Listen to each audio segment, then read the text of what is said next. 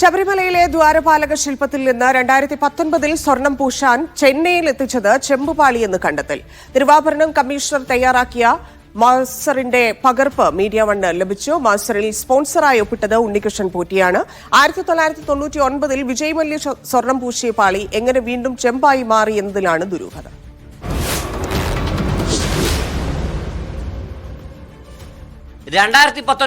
August 29 ദ്വാരപാലക ശില്പപാളികൾ Unnikrishnan Potti ചെന്നൈയിലെ smart creations എന്ന സ്ഥാപനത്തിൽ എത്തിക്കുന്നത്.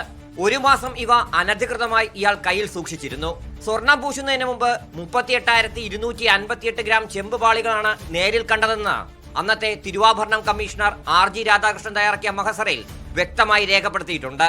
1999 വിജയ് മല്യ സ്വർണം പൂശിയപ്പോൾ ശ്രീകോവിലിനൊപ്പം ദ്വാരപാലകരെയും സ്വർണം പൂശിയെന്ന് മുൻ ദേവസ്വം പ്രസിഡന്റ് K അനന്തഗോപനടക്കം വ്യക്തമാക്കിയിരുന്നു. സ്വർണപ്പാളി ചെമ്പായി മാറിയതിലെ ദുരൂഹത ഇതുവരെ മറനീക്കി പുറത്തു വന്നിട്ടില്ല. ദ്വാരപാലക ശില്പപാളികൾ ഉണ്ണികൃഷ്ണൻ പോറ്റിയെ ഏൽപ്പിക്കണമെന്ന് കാണിച്ചിറക്കിയ ദേവസ്വം ബോർഡ് ഉത്തരവിലും ചെമ്പുപാളി എന്നാണ് എഴുതിയിരുന്നത്. ഈ വർഷം വീണ്ടും ദ്വാരപാലക ശില്പപാളി സ്വർണം പൂശാൻ കൊണ്ടുപോയതും വിവാദമായതാണ്. തിരികെ എത്തിച്ചപ്പോൾ തൂക്കം കുറഞ്ഞതിൽ ഉണ്ണികൃഷ്ണൻ പോറ്റിക്കെതിരെ ദേവസ്വം വിജിലൻസ് ഉടൻ അന്വേഷണം തുടങ്ങും. ശബരിമല അയ്യപ്പന്റെ വസ്തുക്കൾക്ക് വിലയേക്കാൾ ദൈവിക മൂല്യമാണ് ഭക്തർ ചാർത്തിക്കൊടുത്തിട്ടുള്ളത്.